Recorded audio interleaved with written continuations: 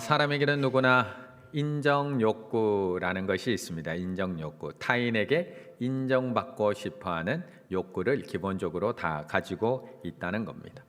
그래서 사람은 남에게 인정받고 싶어서 다른 사람의 부탁을 거절하지 못하는 경우도 있습니다. 또 일을 너무나 열심히 하다가 번아웃이 오기도 합니다. 또 매일 밤마다 하루 일과를 마치고 나면 밤마다 오늘은 내가 또 이런 실수를 하지 않았나 고민하느라 이리저리 뒤척이기도 합니다.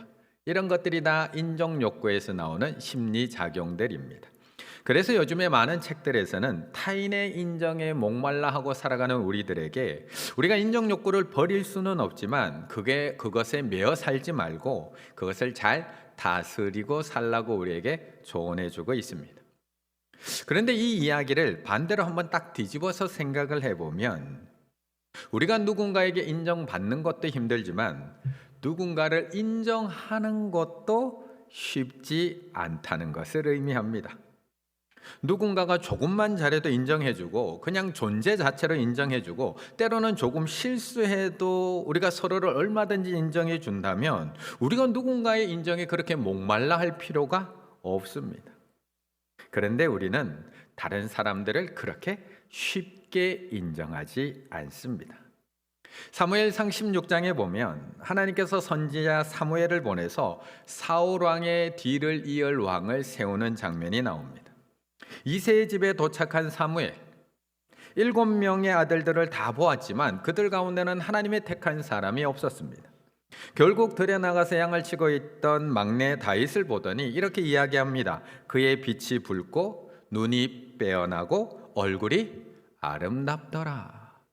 귀가 왜 이렇게 간지럽죠? 이 밤 또 누가 제 얘기를 하는 것 같은데요.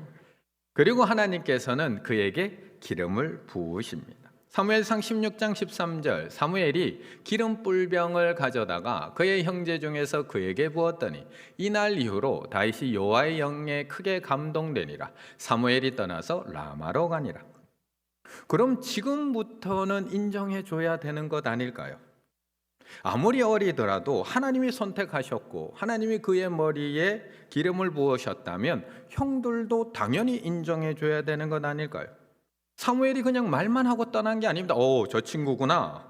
그냥 어정쩡하게 해놓고 떠난 것이 아니라 머리에 기름까지 부어서 명확하게 확인시켜 줬으면 지금부터는 당연히 인정해 줘야 되는데 그런데 형들은 그 이후에도 다윗을 인정하지 않습니다. 사무엘상 17장 28절 큰형 엘리압이 다윗이 사람들에게 하는 말을 들은지라 그가 다윗에게 노를 바라여 이르되 네가 어찌하여 이리로 내려왔느냐 들에 있는 양들을 누구에게 맡겼느냐 네가 내 교만과 내 마음의 완악함을 나누니 네가 전쟁을 구경하러 왔도다. 이처럼 사람은 인정받는 것도 힘들지만 누군가를 인정하는 것도 너무나 힘듭니다. 그렇다면 하나님에 대해서는 어떨까요?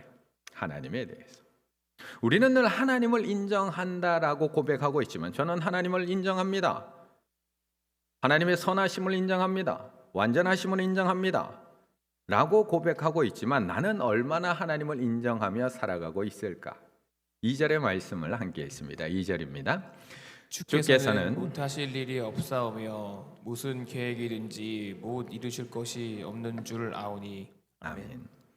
우리는 보통 욥기라고 하면 의인의 고난, 의인이 당하는 이유 없는 고난과 그 고난을 끝까지 이겨냈던 욥의 모습을 생각할 때가 많이 있습니다. 그런데 사실 우리가 욥기를 읽어보면 금방 알 수 있듯이 욥은 그렇게 인내의 화신도 믿음의 영웅도 아닙니다. 물론 이러한 상황 속에서도 하나님 앞을 떠나지 않았다. 그것 하나만으로도 욥은 칭찬받아 마땅하고 욥은 우리가 존경할 만한 인물입니다. 하지만 그럼에도 욥의 신앙이 특별히 탁월했다라고 이야기하기에는 조금 무리가 있다는 겁니다. 왜냐하면 사실 욥의 불평은 3장에서부터 이미 시작되고 있습니다. 욥기 1장은 욥이 경건한 사람으로서 하나님께서 주신 복 아래에서 가족들 모두가 함께 잘 살고 있었다는 기록이 욥기 1장입니다. 이어지는 2장은 그 모습을 본 사탄이 와서 하나님 앞에 허락을 받고 시험하는 장면이 2장입니다.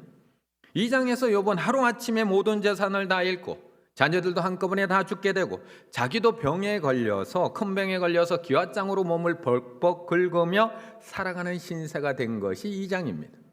그리고 나면 3장으로 바로 넘어가게 되는데 그 3장이 시작되자마자 욥의 입에서 나온 말은 욥기 3장 1절.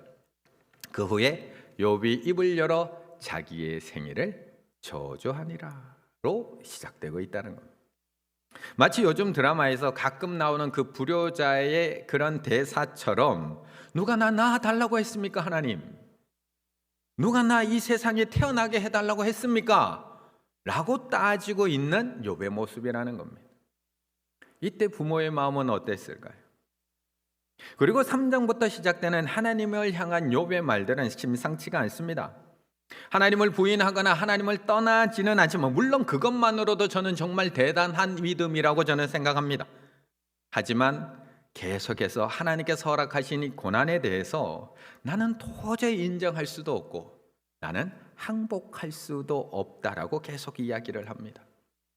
그래서 인과응보를 이야기하는 친구들, 네가 뭔가를 잘못했기 때문에 하나님께서 벌을 내리시는 거야 라고 이야기하는 친구들에게 계속해서 반박하고 있는 겁니다. 내가 잘못한 것이 있다면 정말 벌을 달게 받겠어. 내가 잘못한 것이 조금 있을지 몰라. 하지만 이 정도의 고난받을 만한 잘못은 나는 아니라고 생각해. 결국 내가 잘못한 것이 아니라 하나님의 변덕, 하나님의 심술 때문에 나는 이런 고난을 당하고 있는 거야. 그래서 나는 너무나 억울해 라고 이야기하고 있는 겁니다. 그런데 이게 우리의 마음의 소리 아닌가요? 이게 고난 가운데 살아가는 우리의 마음의 소리 아닌가요? 우리가 겪고 있는 고난에 대한 솔직한 마음 아닌가요? 하나님, 제가 잘못한 거 있습니다. 제가 어떻게 하나님 앞에 죄가 없다고 말씀드릴 수 있을까요? 분명 저는 죄인입니다. 그런데 하나님, 제가 이 정도 고난 당할 정도의 죄를 지은 건 아니잖아요. 저보다 훨씬 더 죄 지은 사람들, 훨씬 더 많은 죄를 지은 사람들, 훨씬 더 심각한 죄를 지은 사람들이 저렇게 많은데 저렇게 잘 살아가고 있잖아요. 그래도 저는 주일 예배도 안 빠지고 이렇게 금요 기도에도 나와서 기도하고 있고 회개도 하고 있는데 제가 그 정도 죄를 지은 건 아니잖아요. 저 정말 억울합니다. 하나님. 하나님 저한테 어떻게 이러실 수가 있어요? 이게 우리의 마음 아닌가요? 그런데 우리 하나님께서는 이런 욥의 불평에 하나하나 반박하거나 대답해 주지 않으십니다. 그리고 그를 창조 세계로 이끌어 가십니다. 하나님이 창조한 세계를 보여주십니다. 네가 이런 잘못을 해서 지금 이런 일을 당하고 있는 거야. 네가 누군가의 마음을 아프게 하는 이런 말을 했기 때문에 네가 어려서 저질렀던 그 죄 때문에 네가 이런 지금 징계를 당하고 있는 거야 라고 친절하게 대답해 주시는 것이 아니라, 그걸 대답해 주시는 것이 아니라, 우리의 질문에 대답해 주시는 것이 아니라 하나님은 우리를 창조의 세계로 데리고 가십니다. 그것이 38장부터의 말씀입니다. 38장 4절. 내가 땅에 기초를 놓았을 때 내가 어디에 있었느냐? 내가 깨달아 알았거든 말할지니라. 내가 이 세상 창조할 때 너 어디에 있었느냐? 바다가 터져 나올 때 그것을 가둔 자가 누구냐? 네가 아침에게 명령을 했느냐? 새벽에게 그 자리를 알려줬느냐? 내가 눈이 쌓이는 눈 곡간을 들여다봤느냐? 우박 창고를 봤느냐? 악어의 이빨이 몇 개인 줄 아느냐? 그 이빨을 언제 가는지를 아느냐? 바다의 샘을 봤느냐? 깊은 물 밑을 네가 걸어봤느냐? 하나님은 욥의 질문에 대답해 주는 것이 아니라 창조의 세계를 보여줍니다. 38장부터 41장까지 창조주 하나님으로서 피조물인 욥에게 그것을 보여주시고 거꾸로 질문을 던지고 계시는 겁니다. 그리고 그 질문으로 욥에게 대답합니다. 뭐라고? 내가 하나님이다. 내가 너를 창조한 창조주 하나님이다. 내가 모든 것을 만들고 주관하고 운행하고 있는 만물의 주관자 하나님이다. 그런데 네가 나를 잘못되었다고 이야기하는 거니? 질문으로 대답해 주시는 겁니다.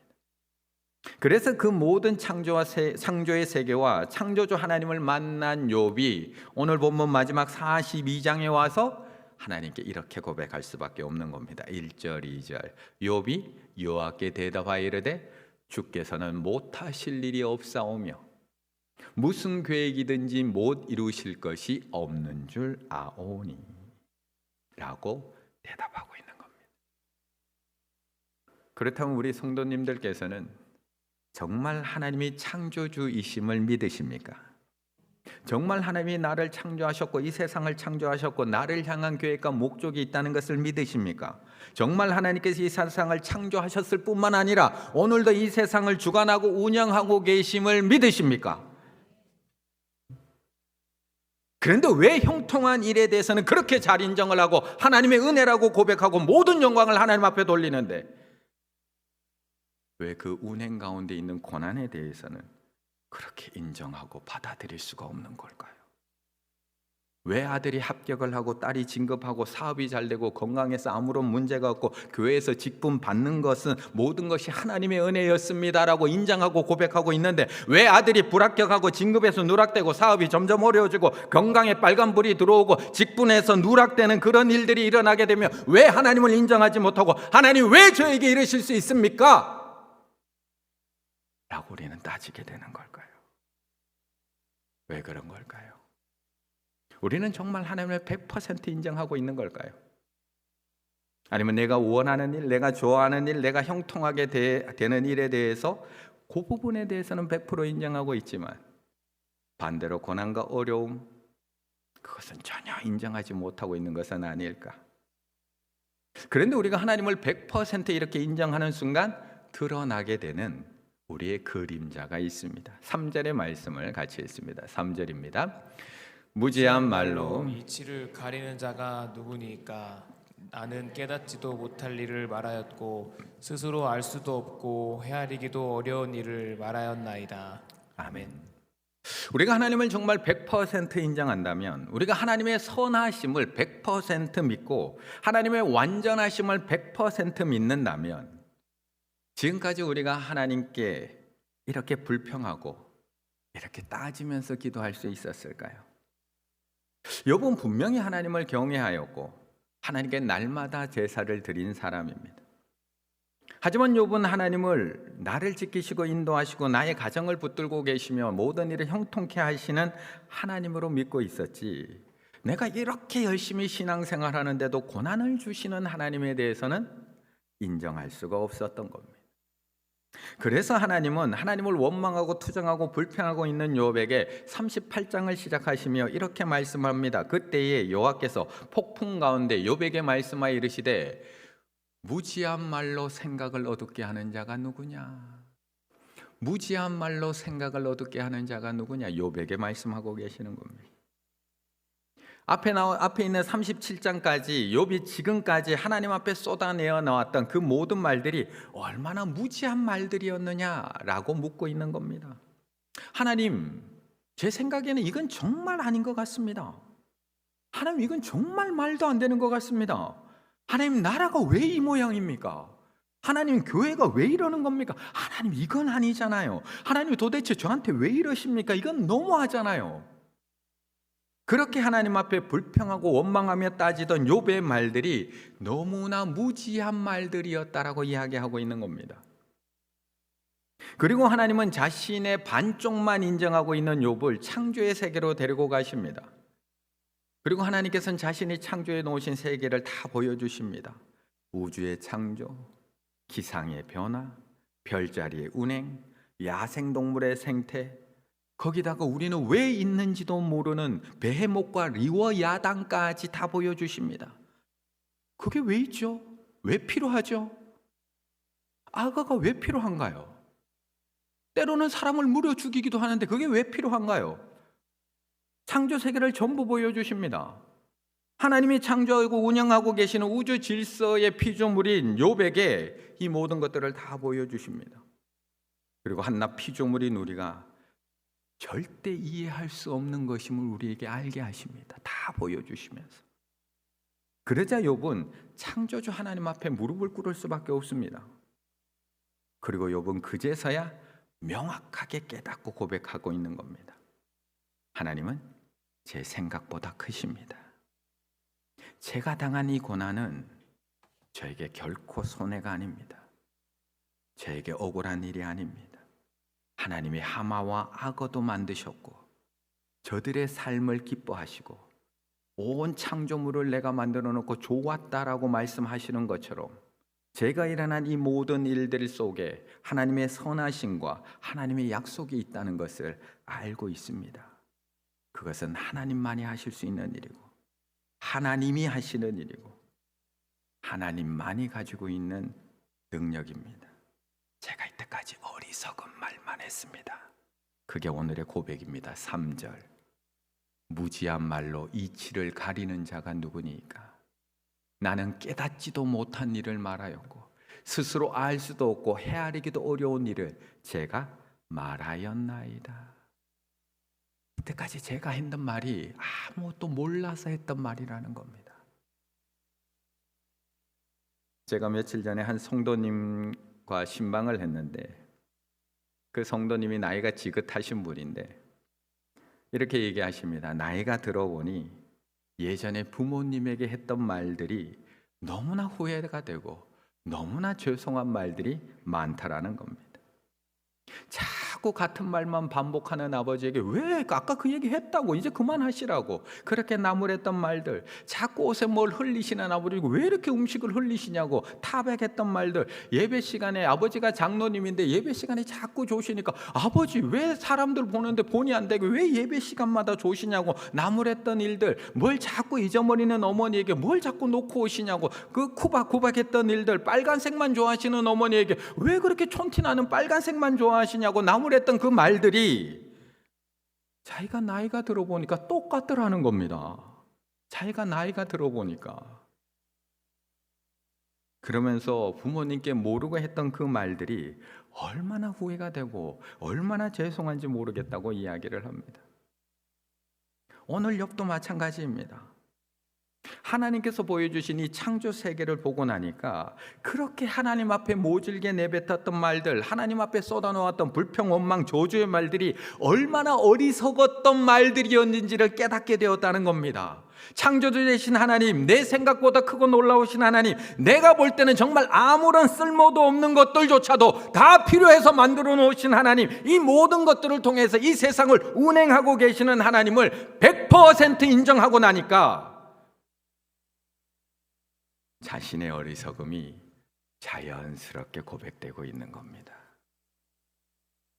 그래서 사도 바울은 디모데전서에서 이런 창조주 하나님에 대해서 이렇게 고백하고 있는 겁니다. 디모데전서 4장 4절. 하나님께서 지으신 모든 것이 선하매 감사함으로 받으면 버릴 것이 없나니. 바울이 말한 이 모든 것, 호티판 가운데는 좋은 것만 있는 것이 아닙니다. 싫은 것도 포함됩니다. 올라가는 것만이 아니라 내려가는 것도 포함됩니다. 빛만이 아니라 어둠, 탄생과 죽음, 건강과 질병, 승진과 낙방, 성공과 실패, 심지어 내가 원치 않는 것, 피하고 싶은 것까지 모든 것에 다 포함이 됩니다. 그 모든 것 안에 창조주 하나님의 선하신 뜻이 담겨 있음을 믿고 받아들이는 것, 그것이 창조주 하나님에 대한 믿음의 고백이 되는 겁니다. 침묵 가운데 욥이 만난 하나님이 그 하나님입니다.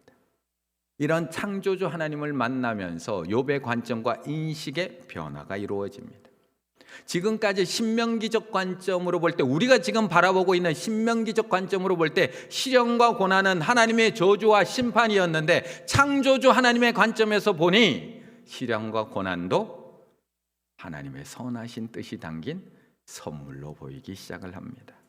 그 결과 저주받은 몸이라 여겼던 상처투성인 몸에서 창조주 하나님의 부드러운 손길을 느낄 수 있었습니다. 그러자 욥의 입에서는 회개가 터져 나오기 시작을 합니다. 내가 아는 인과응보의 하나님만 있는 것이 아니라 창조주 하나님이 계시되는 것을 알게 되는 순간 하나님 앞에 무릎을 꿇게 됩니다. 시련과 고난은 하나님의 저주와 심판인 줄로만 알았는데 이 시련과 고난조차도 창조주 하나님의 선하신 뜻이 담긴 선물이라는 것을 알게 되는 순간 자신이 지난 날 동안 하나님 앞에 쏟아놓았던 그 말들이 얼마나 부끄러워서 티끌과 제 가운데 앉아 하나님 앞에 회개할 수밖에 없었다는 겁니다. 6절의 말씀을 같이 읽습니다. 6절입니다. 그러므로 내가 스스로 거두어드리고 티끌과 제 가운데서 회개하나이다. 아멘. 우리가 하나님 앞에 불평할 수 있는 근거가 무엇일까요? 내가 옳고 하나님이 틀리다고 생각하기 때문입니다. 우리가 하나님을 원망하고 따지고 있는 이유가 무엇인가요?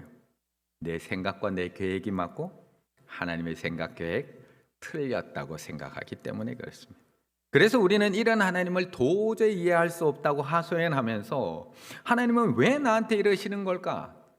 우리는 답답해하며 살아가고 있습니다. 그런데 오늘 욥은 정확히 알았습니다. 하나님께서 보여주시는 창조 세계를 보고 정확히 알았고 창조주 하나님의 질문 앞에 한마디도 대답하지 못하는 자신을 보며 정확하게 알았습니다. 창조주 하나님은 정말 깊고 무한하시고 측량할 수 없는 분이구나, 내 생각으로는. 그리고 그 앞에 서 있는 나는 정말 보잘것없는 티끌, 먼지 같은 존재밖에 안 되는구나를 깨닫게 됩니다. 욥은 지금까지 귀로만 듣고 배웠던 신명기적 하나님, 인과응보적인 하나님, 저주와 축복을 주시는 하나님에 대해서만 들었습니다. 그리고 그것만 가지고 자신이 하나님을 다 알고 있다라고 이야기하며 살았습니다. 그런데 자신이 알고 있던 그 신명기적 하나님이 전부가 아니었습니다. 정말 하나님께서는 못하실 일이 전혀 없는 분이었고 이 세상을 창조하시고 운행하는 분이었고 나는 저걸 왜 만드셨지? 저런 징그러운 걸 왜 만드셨어? 저런 사람을 죽이는 동물을 왜 만드신 거야? 쓸모없다고 생각하는 것들조차도 만드셔서 선하게 사용하는 분이셨고 내가 필요하는 것들도 필요 없다고 생각하는 것들도 만드셔서 이 세상을 주관하시는 분이라는 것을 깨닫게 되었던 겁니다. 그러면서 욥은 하나님의 완전하심을 알게 되었고 더불어 자신의 어리석음도 고백할 수밖에 없었습니다. 욥은 하나님도 알게 되었고 나의 정체성도 알게 되었습니다. 그러므로 욥은 내가 스스로 거두어드리고 티끌과 제 가운데서 회개하나이다라고 하나님 앞에 고백하고 있습니다. 여기서 스스로 거두어드리고 영어로 despise, 즉 경멸하다, 한탄하다. 내가 한 말을 경멸하고 있는 겁니다. 내가 정말 왜 그랬지? 정말 바보 같고 내가 정말 한심한 말을 해서 하나님 앞에 하나님 지금까지 제가 했던 말 하나님 다 취소해 주세요. 하나님 제가 티끌과 제 가운데서 하나님 앞에 회개하겠습니다. 지금 이 얘기하고 있는 겁니다. 자기 스스로가 만들었던 규칙과 해석의 틀을 가지고 하나님을 판단했던 나의 틀을 가지고 하나님을 재단했던 그 마음을 하나님 앞에 다 내려놓습니다. 용서해 주세요라고 말하고 있는 겁니다. 이것이 회개입니다. 하나님이 우리에게 기대하는 바는 이처럼 사건이 없어지는 것이 아니라 질문하는 우리의 태도가 바뀌는 것, 그걸 원하고 계십니다. 그런데 놀라운 것은 욥의 회개는 여기서 끝나지 않습니다. 욥기는 자신의 어리석음과 자신의 한심함을 한탄하는 것으로 42장이 끝나지 않습니다. 욥기는 내가 그동안 하나님 앞에 내가 왜 이런 말을 했지? 내가 왜 이런 한심스러운 말을 했지? 후회하며 끝나지 않는다는 겁니다. 욥은 회개의 자리에서 다시 일어나고 있습니다. 하나님은 자신의 죄를 깨닫고 철저히 자복하며 회개하고 있는 욥을 나무라시는 것이 아니라 그 자리에서 다시 이렇게 세웁니다. 6절 그러므로 내가 스스로 거두어 드리고 하나님 잘못했어요. 제가 한심스러운 말을 했어요. 티끌 가운데 제 가운데서 회개하나이다 했더니 하나님께서 7절 이는 너희가 나를 가르쳐 말한 것이 내 종 욥의 말 같이 옳지 못함이라. 욥의 편을 들어주고 있습니다. 이어지는 8절 똑같습니다. 이는 너희가 나를 가르쳐 말한 것이 내 종 욥의 말 같이 옳지 못함이. 욥의 말이 옳았다는 겁니다. 이어지는 9절 여호와께서 욥을 기쁘게 받으셨더라 로 이어지고 있는 겁니다. 티끌과 재 가운데서 회개하던 욥은 다시 일어나고 있습니다. 창조주 하나님 앞에서 티끌과 같은 그런 욥은 다시 일어나고 있습니다. 회개는 내가 왜 그랬을까? 내가 하나님 앞에 그때 왜 그런 말을 했을까? 내가 그때 그런 기도하면 안 되는데 후회하고 나 스스로를 탓하며 주저앉아 있는 것이 아니라 하나님 안에서 다시 일어나고 다시 회복되어서 하나님의 일을 계속해 나갈 수 있게 해주시는 것, 그것이 회개라는 겁니다. 어떻게 이것이 가능할까요? 어떻게 티끌 같은 우리가 다시 회복될 수 있는 것일까? 어떻게 죽을 수밖에 없는 우리들이 죽지 않고 다시 살아날 수 있는 걸까? 그것은 우리의 하나님이 심판의 하나님, 신명기적 하나님이 아니라 창조주 하나님이기 때문에 가능하다는 겁니다. 창조주 하나님께는 이 티끌 같은 우리도 다시 이렇게 세워주실 수 있고 영광의 자리로 인도하실 수가 있습니다. 아파르 흙, 사람을 지을 때 만들었던 흙, 그 코에 생기를 불어넣었던 아파르 흙, 이 아파르가 오늘 본문에 나오는 티끌, 먼지하고 똑같은 단어입니다. 흙으로 지음받은 사람은 원래 아파르 흙, 티끌이었기에 창조주 하나님께서 그 티끌, 흙 속에 생기를 불어넣어서 살리는 것처럼 티끌과 같은 나를 하나님 앞에 내어놓고 회개하며 기도할 때 하나님은 다시 생기를 불어넣어서 우리를 다시 회복시켜 주실 수 있다는 것입니다. 하나님의 통치와 선하신 계획 안에서는 헛된 것도 못 쓸 것도 하나도 없습니다. 우리는 아무런 쓸모가 없다고 이야기하는 그 티끌과 재조차도 하나님 안에서는 다 가치가 있고 다 필요가 있는 것들입니다. 하나님은 이런 티끌 같은 나를 통해서도 일하고 역사하시는구나. 티끌 같은 나에게 다시 생기를 불어넣으실 수 있는 분이구나. 그 사실을 눈으로 보게 된 욥은 그 고난의 자리, 낮아진 자리, 회개의 자리에서 다시 일어나고 있는 겁니다. 그리고 그 놀라운 사실을 깨닫는 순간, 그 놀라운 일을 깨닫는 순간 욥은 지금까지 자신에게 나와 똑같이 어리석은 말을 했던 친구들, 나에게 똑같이 어리석은 말을 했던 친구들, 자신이 무슨 말을 하는지도 모르는 채 자신에게 그렇게 많은 말을 쏟아냈던 친구들, 자신이 세상 모든 것을 아는 것처럼 욥을 정죄했던 그 친구들을 위해서 기도해 주게 됩니다. 10절 욥이 그 친구들을 위하여 기도할 때 여호와께서 욥의 공경을 돌이키시고 여호와께서 욥에게 이전 모든 소유보다 갑절이나 주신지라. 회복으로 오늘 본문이 이어지고 있다는 겁니다. 지금 설교하고 있는 저는 하나님 앞에 설 때 얼마나 부끄러울까요? 저는 지금 다 알고 설교하고 있을까요? 지금까지 제가 해왔던 설교 가운데 얼마나 어리석은 말들이 많을까요? 마치 제가 다 아는 것처럼 설교하고 있지만 제가 하나님에 대해서 얼만큼 알고 있을까요? 얼마나 미련한 말을 많이 하고 있을까요? 하나님의 창조 세계를 제대로 다 알지도 못하면서 마치 내가 다 옳은 것처럼 다 아는 것처럼 얼마나 어리석은 조언들과 어리석은 말들을 제가 많이 했을까요? 그래서 티끌 같은 저는 오늘도 회개할 수밖에 없습니다.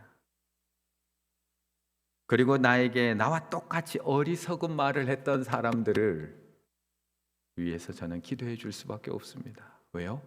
저도 똑같았거든요. 저도 하나님 앞에 똑같이 어리석은 말 하고 있거든요.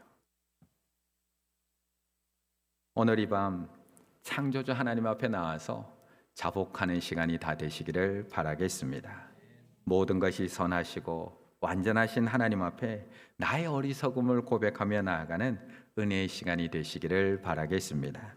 하지만 거기서 끝나는 것이 아니라 그런 티끌과 같은 나를 통해서도 일하시는 하나님을 온전히 신뢰하시고 인정하시고 고난의 자리에서도 다시 일어나시고 회개의 자리에서도 다시 일어나시고 티끌의 자리에서도 다시 일어나셔서 욥처럼 모든 것이 다 회복되시는 우리 충일의 가족들 다 되시기를 간절히 바라겠습니다.